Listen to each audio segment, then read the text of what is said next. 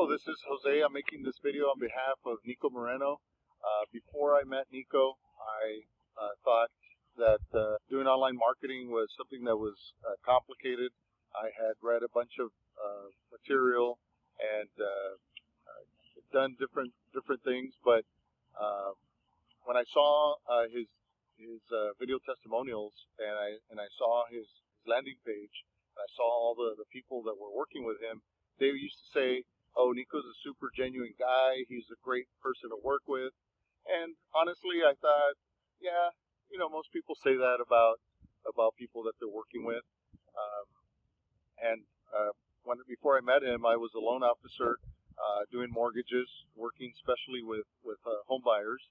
And after I connected with him, I realized that everything that people were talking about him was actually spot on. And what do I mean by that? Well, I've coached with a few other people, not just Nico, and I've realized that he really goes out of his way more than anybody else. He really cares. He personalizes his contact with you, and I have to tell you that I'm super excited.